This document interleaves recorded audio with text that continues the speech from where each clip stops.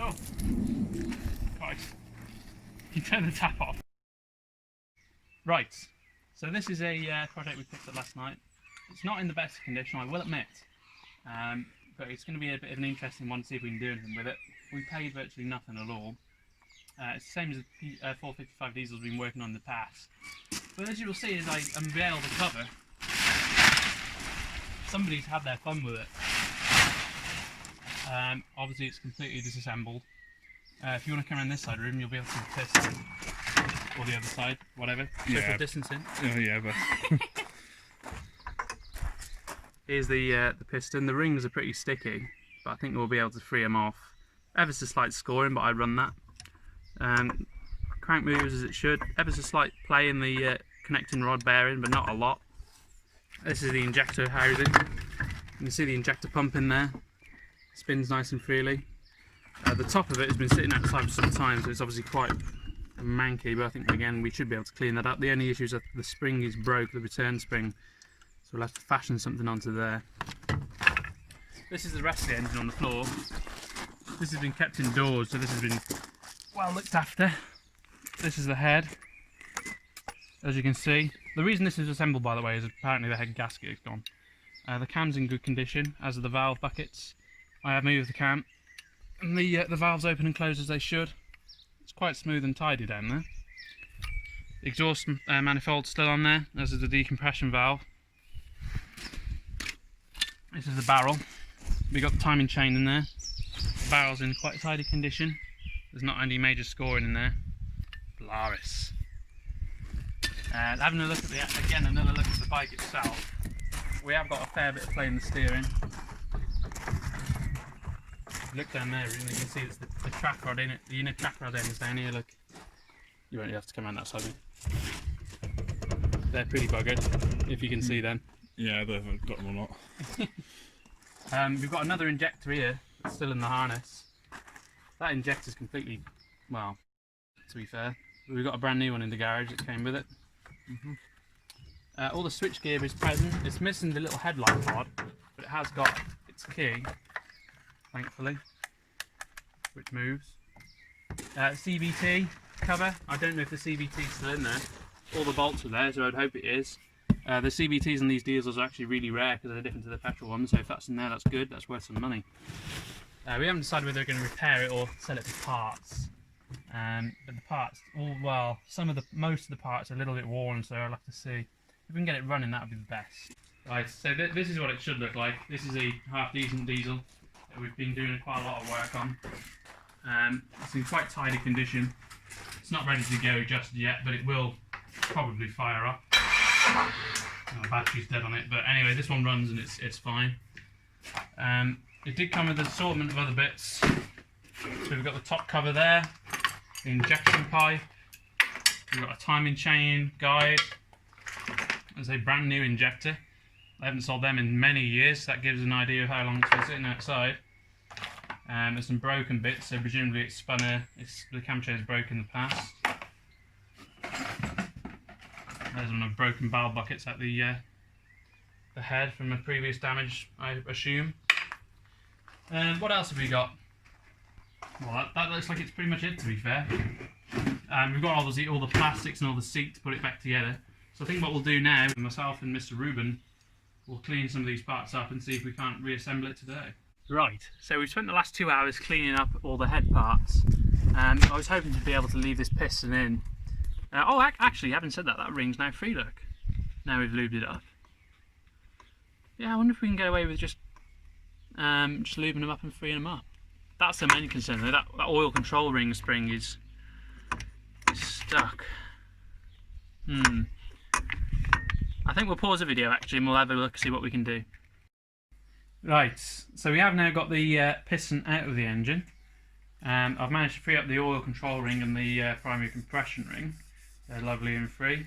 The piston does have some wear to it. This side isn't too badly scored, but this side does have some...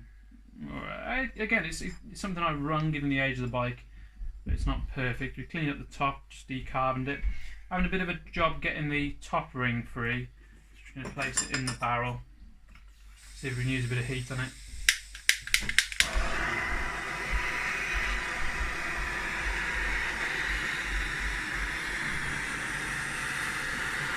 shouldn't use too much heat in case it distorts the piston, but just do little tiny bits. I'll loosen that. Oh, it is moving.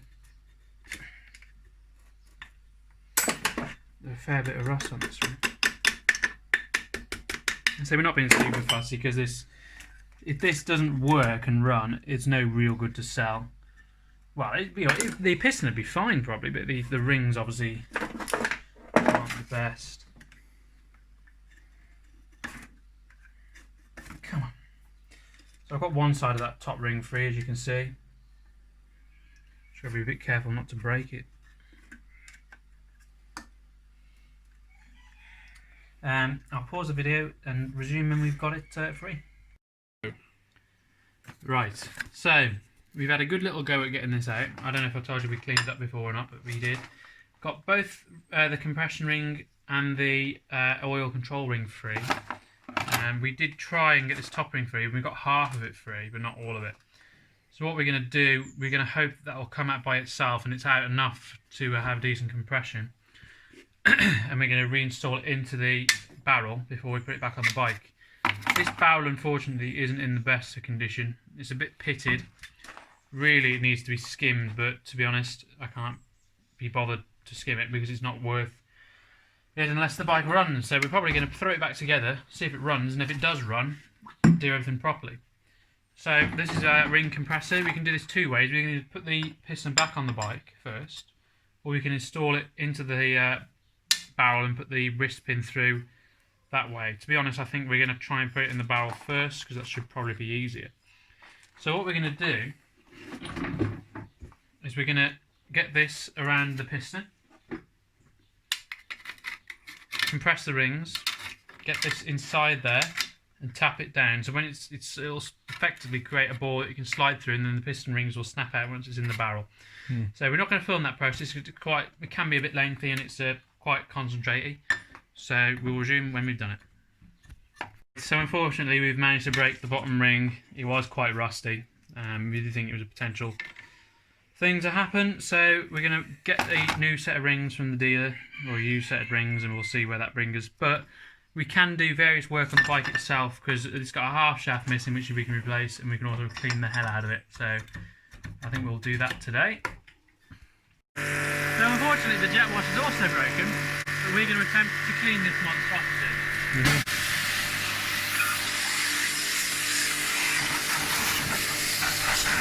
It's not going to work that well because how broken it is, but oh, problem. That radiator's got a few knobs.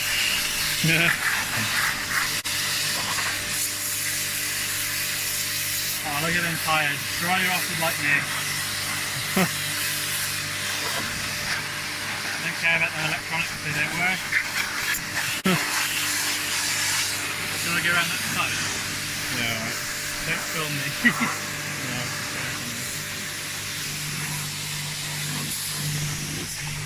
Oh, get me wet. Everything's very wet.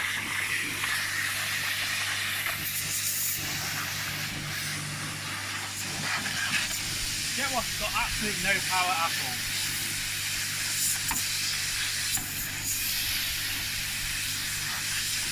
We'll come back when it's finished. Go. Right, so we have power washed the old diesel off. And I have to say this is probably the worst one I have ever had or seen or heard of. Yes, so this is a 1999 machine. I wouldn't have said it was in terrible condition before whoever did their work to it and didn't finish, but it's pretty rough now. I'm very on the fence as to whether we should repair this or just break it up. As I said, I don't know how much we'd actually make out of breaking it up because of the parts. So if we repair it, we'll keep it. If not, well, we'll break it, I suppose. But just to have a quick walk around the bike is what it needs. This radiator, this is quite nice. There's only a small amount of damage, so that's perfectly acceptable. We can see on the side there, look Ruben, this is one of the first diesels ever produced. It's got 28th of the 1st, 1998 on the rad. So this is probably a very early 99 machine. It could even be a 98, although they didn't technically sell them in 98. We've got the headlight wire in here, which looks like it will plug back in. we have everything with this bike, although it looks basically completely stripped. We've got everything that we'd need to put it back together, other than obviously the parts that are broken. There's the other headlight clip. No coolant at all in the radiator, as you would expect. We are missing, we've been through all the bits and we are missing the headlight pod. Obviously that's the base of the pod that would go there. And we've got our stop pull out and our key, but we're missing the headlamp. And we're missing the, well, we're not actually missing the gauge is here. What mileage do we have on there, Ruben? Yeah, surely that's not right. 1800 miles. Nah, surely not. This bike is on much more than 1800 miles. I'd say the speedo cable's probably broken a long time ago. Right, so going around here, we've got a half shaft here. Obviously, that is actually in quite decent condition. If you look there, there's no movement at all in that. That's solid. So that's a good shaft. The shaft on this side. Let's have a look at this. Again, we've got no movement in that shaft. That's a good shaft. Strut. These are struts. They don't look. This one looks like it could be blown. If you look on this side, there's a lot more chrome showing through than this side. So I think this shock could potentially be no good, but that's not a big deal. What else have we got? To make our way a bit further back on the bike, do you want to go ahead of me? Yeah. We've got this lovely custom gear knob. Absolutely gorgeous. It does move.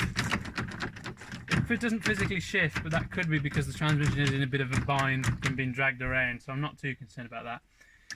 The injector cover and head, we haven't been too careful to stop getting water on these because they've obviously been exposed to a lot of rain.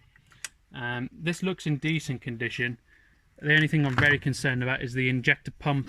If you look in the top, well, it's not too bad, but it's obviously been exposed to water.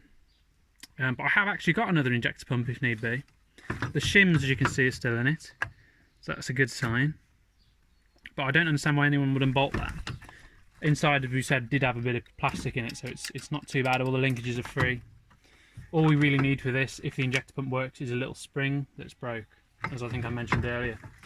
So obviously we remove the piston. Again, this has been exposed to rainwater for a very long time in here. Do you want to show the camera in there?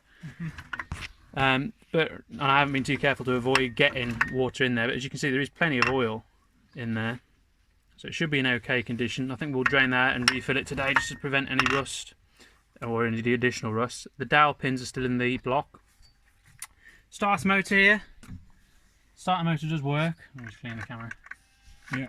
Starter motor does work, we've tested that. That's in decent condition. There's our stator. Doesn't look like it's had a flywheel key go. It's in good nick. There's a good timing chain in there.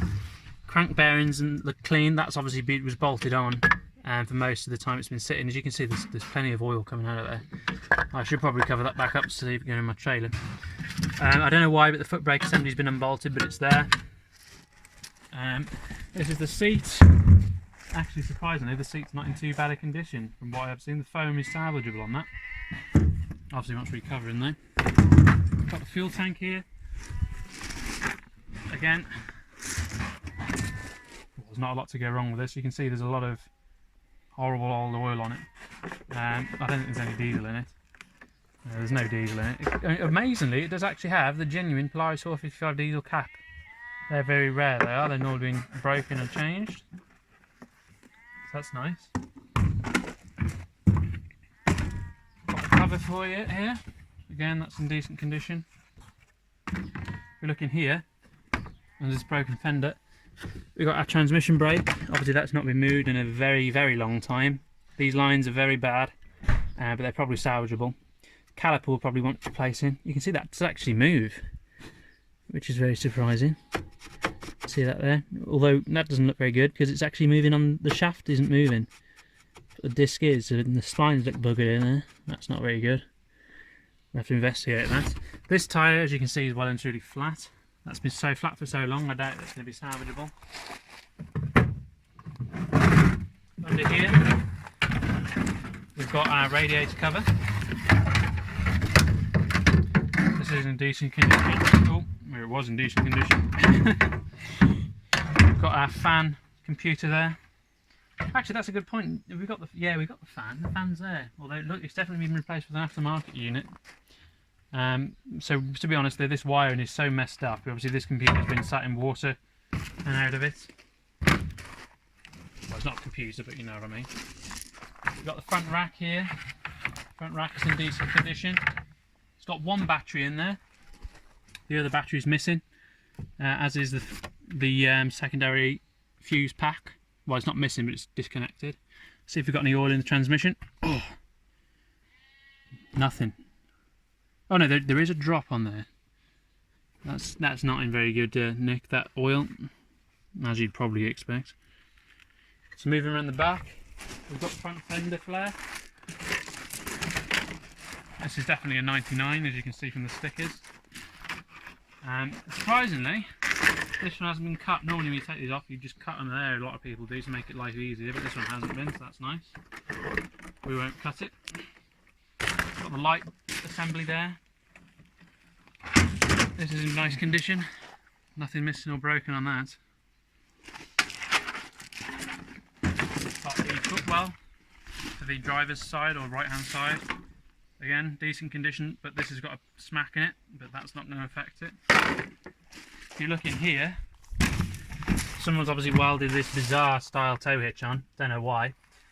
We've got this axle, which looks okay, there's not a lot of movement here. Boot probably wants replacing, but the bloody boat we bought it off, it was advertised as a complete quad, but he's nicked the shaft at the other side.